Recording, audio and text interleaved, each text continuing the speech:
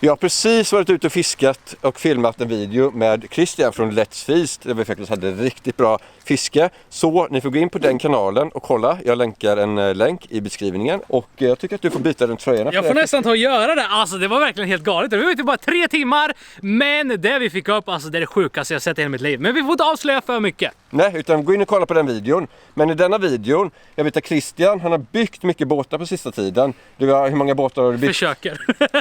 Ja, vi har 5 båtar, frugan är vansinnig kan jag säga.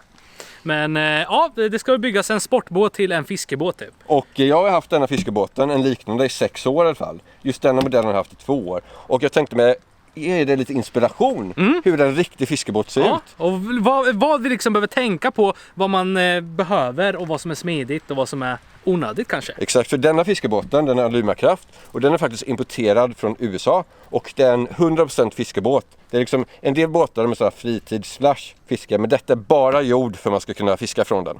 Den största skillnaden mellan en vanlig fritidsbåt och en sån här riktig sportfiskebåt, det är att först har det en motor, det är inte så stor skillnad. Men om man kollar inuti båten så finns ett kastdäck här framme och det ska jag visa nu.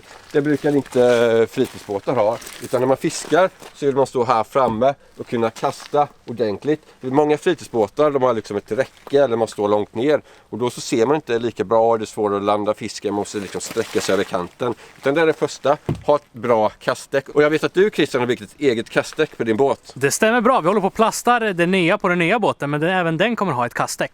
Och en annan sak som en riktig sportfiskebåt har, det är en elmotor. Och det är perfekt om man vill stå still och ankra. Och jag kan visa er i detta klippet vad jag menar. Och här har vi elmotorn. Och det som är så bra med den, det är när man fiskar så här så vill man inte alltid stå still på samma ställe, utan man vill söka fisken. Och då kan man kasta ut betet och samtidigt köra sakta fram med elmotorn. För då täcker man... Oj, nu håller jag på att trilla i här. Det är inte så man ska göra. Men då kör man sakta fram med elmotorn. Och då täcker man mycket mer vatten. Och verkligen söker efter fisken. Så är det en jättestor fördel. Och skulle det vara, vad händer liksom om du hittar massa fisk då? Ja, om man hittar en massa med fisk. Förr slängde jag alltid i ett sånt här stort ankare. Det är ganska lätt att kasta i. Men det är jobbigt att ta upp hela tiden. Men det som är bra med en elmotor, det är att man kan trycka på en knapp och det är den knappen, då ankrar den och med hjälp av satelliter så står man helt still där man fiskar. Och sen så när man är klar säger att nu har vi fiskat här, så fick vi 5 abborrar men sen dog det av. Då är det bara att trycka på den knappen igen så kan man fortsätta köra framåt och leta ny fisk. Och just denna modellen, den heter Alumakraft Escape 165 och det betyder att den är 16,5 fot.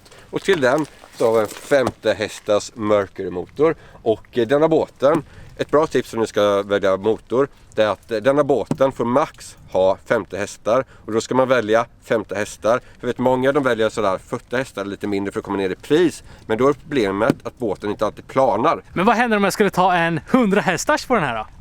Ja, då hade du gått undan till det blir spännande. Problemet är om du tar för mycket, det är att denna akterspegeln där motorn sitter på, den kan gå av om det är för stor motor. Och då har du ingen motor istället? Då har du ingen motor och ingen båt heller. Så kör alltid max du kan ha. Ja, annars kan det gå illa. Annars går det illa. Inte kan, det går illa. Och här har vi ekolodet och det ska jag visa nu hur det fungerar ute på sjön. Så här ser ekolodet ut och detta är ett Ray Marine Element. Och det jag gör med ekolodet, många tror att man bara använder ekolodet för att hitta fisk, men man kan faktiskt använda det till mycket annat också. För det första så har jag på något som heter plotten här. Och här som vi kör nu i denna skärgården är det jättemycket stenar. Och då är alla stenar markerade på plotten. Och det är ett bra sätt för att man inte ska gå på grund som Christian brukar göra. Jag brukar alltid hitta grunden manuellt. Ja, om du tar ekolod så kan man slippa det. Ja. Dessutom om man får fisk som sten här uppe så har jag fått en fisk där. Då har jag markerat ut det så kan man hitta tillbaka dit nästa gång. Man kan också göra egna djupkartor som ni ser här. Då ser man lite djupkanter och sånt som fisken är på. Perfekt. Det var plotten. Det är också någonting som heter 2D-ekolod. Så går man in på där. Och det är där man hittar fisken. Och sen är det också viktigt att se hur djupt det är. 3 meter. Vad det är för temp i vattnet. 14 och det är fan grader. man vill hoppa i och bada lite då. Eller också, jag vet ibland på våren när solen ligger på så kan det vissa vikar vara mycket varmare än andra. Och då gäller det att hitta den varmaste viken och där brukar fisken vara. Så det är bra att kolla på temperaturen där. Smart. Och tredje saken som jag använder ekolodet till, då är att hitta fisken på sidorna. Och då har man någonting här som heter side vision. Och då skjuter den ut signaler på sidorna. Och om du hittar en fisk här så kommer det upp här på sidan. Just nu ser ni att det är tomt här. Men det är ett väldigt bra sätt att hitta dem. Men hur mycket kan man se ut på sidorna ish ungefär då? Hur många meter liksom? Ja, ungefär. Man kan välja men ungefär 30 meter på varje sida. Så du kan verkligen söka av området. Men hur fungerar ett ekolod egentligen? Alltså är det typ som en delfin ungefär? Ja, det kan man väl säga. Den skickar av signaler neråt och sen så om det är en fisk i mellanvattnet så studsar signalen på fisken och tillbaka och då känner man att det är någonting i vägen där. Den går inte hela vägen ner till botten.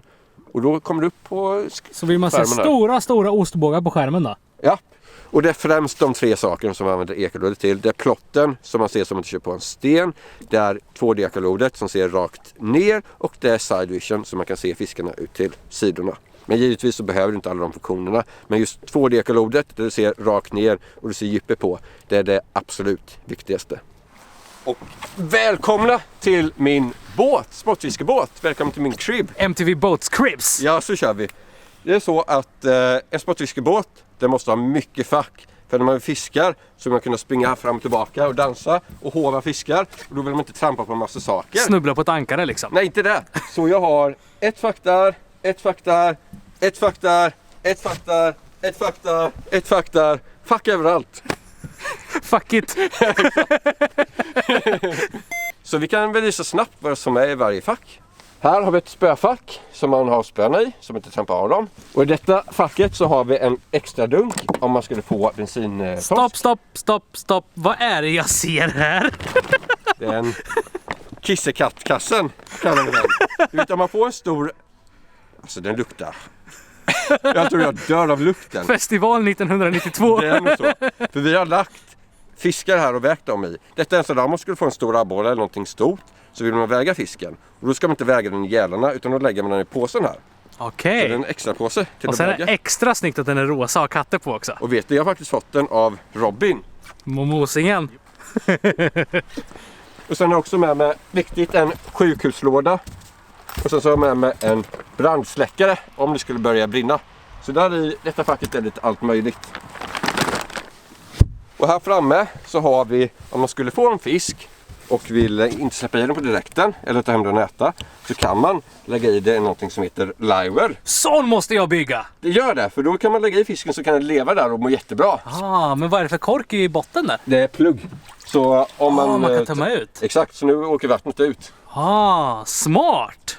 Och här också, om man ska ladda båten så är det bara att stoppa i en kontakt i vägguttaget och sen så laddas båda batterierna, både till elmotorn och till ekolodet och till den stora motorn. Den har alltså en inbyggd batteriladdare inuti? Japp. Det är smidigt. Och de här 2 facken brukar jag ha ett extra ankare om nu elmotorn skulle gå sönder eller någonting. Och också så brukar jag lägga kläder och sånt här i. Så här kan man stoppa lite massor. Det är ett av batterierna med? Ja. Okej. Och här är mina kläder. Så där stoppar man allt möjligt. Och nu när du ska bygga en egen båt, är det någonting som du tänker eller någonting som du undrar över som du känner att du behöver ha en sån här sportfiskebåt? Ja, alltså jag ser ju liksom i båten här någonting som jag känner att jag måste göra i våran båt. Och det är det här. Alltså kopphållare. Som av en slump råkar ha en läsk. Och du har faktiskt aldrig smakat på den innan. Jag har aldrig smakat på den. Så ska vi köra en first reaction då. Det här är då The Dirtwater Fox. Ekologisk läsk utan färgämnen, finns på i stort sett alla ICA-butiker. Och det här är då våran smak Pineapple Coconut. La la la, let's feast. Ja, det var vårt gamla intro. Det är så? Ja. Hur låter det då? La la la la la la la la la la la la la la let's feast. Och så kom den prutt. Exakt. First reaction då. Helt genomskinlig för inga färgämnen och helt ekologisk. Jättegod. Ja, du måste ju säga att den var jättegod. Jag står ju bredvid den. Men jag kan inte ljuga. Nej. Jag brukar aldrig ljuga. Den är god. Ja, den är god. Har du fler sådana? Jag har 2 stycken till som av en slump ligger i din båt här. Ja, för det är ju så att alla amerikanska sportfiskebåtar, de har 500 000 mugghållare. Ja. Den har 4 stycken. Ja. Så vi har sagt lite läsk överallt. Han har gett dem till mig. Så de får jag ta hem och dricka på nästa fisketur. Någonting som jag verkligen hatar när det är helt fullt med saker i båten och det är svårt att springa fram och tillbaka om någon skulle få en stor fisk. Och det som är bra med detta, det är att om man är för många så kan man bara med lite styrka.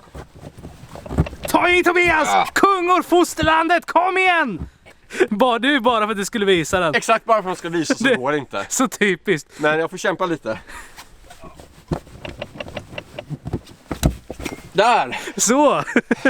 Så kan man ta loss stolen och då får man, som ni ser här, mycket utrymme för att springa fram och tillbaka på. Stoppar vi tillbaka den igen. Ja. Nu är jag trött, men ett av de bästa sakerna med en sportfiskebåt, det är denna mattan. För om man får fiskslam, vilket man får när man är ute och fiskar, så är det bara att ta en... Det var jobbigt att ta bort den här stollen. Så är det bara att ta en högtryckstvätt och spola bort slemmet. Men som ni ser här så fiskar man ju med drag som har krokar på sig. Och det är lätt att man får dem i kläder och sånt. Och mattor. Men något som är speciellt med en sportfiskebåt, det är att om man skulle råka få in den så bara glider den med. Det är inte som du sätter i kläder. Som ni ser här så är det jättelätt att få loss kroken. Om man skulle sätta den här i så är det inte alls lika lätt. Nej, hullingen liksom fastnar. Ja, men inte klädseln. Nej, smart.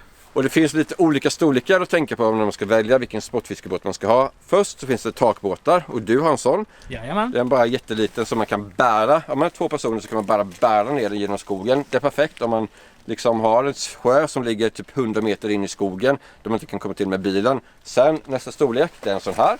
Och det är perfekt om man har en 2-hjulsdriven bil som jag har. Också om man rampar lite på badplatser, badstränder, sådana skogsramper där det inte finns någon asfalterat, så behöver man ha en lite mindre båt för att verkligen komma i. Sen är nästa storlek att gå upp och då behöver man en stor bil, bra ramper, och det är därför som inte jag har en sån, utan jag tycker det alldeles duger tillräckligt. Störst är inte alltid bäst. Nej, för då är det många sjöar som man inte kan rampa på. Särskilt om man bor i Småland eller Östergötland, för det är många småsjöar där överallt. Och då kan man inte komma i dem om man har för stor båt. Men jag har ju varit ute med den här och fiskat några gånger, alltså den är perfekt. Vi har ändå varit 3 stycken idag och fiskat och helt klart alla fått plats gott och väl. Ja, det är inga problem överhuvudtaget. Enda är väl om man kör mycket Sveriges största sjöar, Mälaren och Vättern och sånt, och det börjar blåsa ordentligt. Då kan det vara lite jobbigt. Men jag menar, fiskar man inte de stora sjöarna så behöver man verkligen inte ha större. Nej, och sen brukar man inte åka ut och fiska om det blåser storm heller. Nej, det gör man inte. Så därför har jag ingen större båt, för man behöver verkligen inte det. Och det finns en sak till som du behöver innan du är redo och åker ut med en sån här båt. Vet du vad det är för någonting? Bensin? Ja, men Nej, jag vet inte, jag har ingen aning. Du behöver en försäkring. Ja, det är smart. Det har jag faktiskt köpt. För vi har köpt på grund någon gång, kan det ha hänt. Jag vill inte säga kan ha hänt typ varje gång hur många vi gånger. oss ut. Jag kan visa en bild här på en gång när vi körde på grund. Har ni gått på grund? Ja. Kan hända. Kanske. Ja, okej. Det var här i skärgården och sen så var det tidvatten. Ja. Så det är ett ställe som vi alltid brukar kunna köra på. Men den gången så var det extremt lågt tidvatten. Så då så slog vi och förstörde hela propellen och hela motorn. Så där fick vi byta. Men försäkringen kan även vara bra att även om du kanske inte är rädd om dina saker, så kan det ju hända att man råkar skada någon annan saker. Och då kan det vara bra med försäkring. Exakt, nästan ett nödvändigt. Ja. Så vi har Swedea och det fungerade klockrent när vi gick på grund. Det var liksom inga frågor eller någonting. Nej. Jag bara skickade in bild, beskriva händelsen och sen så fick vi skicka den på service. Och sen skötte de allting. Så det var smidigt och bra. Men vad säger du? Är det något mer du undrar eller känns det? Ja, nej, alltså jag som så här liksom nybörjare när det kommer till båtar känner att jag har fått en ganska bra genomgång. Och undrar ni något mer, gå ner och kommentera så kanske Tobias tar med det i nästa video. Och givetvis så behöver man inte alltid ha en sån här stor båt för att komma ut och fiska. Nej. Jag tycker det är smidigt, men det är många gånger som jag bara fiskar en liten eka i många episoder har jag gjort. Och man kan även bara gå ner och fiska åar. Så du behöver absolut inte köpa en sån här båt för att börja fiska. Nej. Men om du tycker det är kul så kan det vara en bra investering för framtiden. Så det var allt. Glöm inte att kolla in Christians kanal här på Let's Feast. Länk finns i beskrivningen. Vi fångade ett monster alltså, den var helt galen. Glöm inte att gilla filmen, prenumerera på både hans och min kanal och följ oss på Instagram. Länkar finns i beskrivningen. Ha det bra alla storfiskare så hörs vi. Hej då! Tja!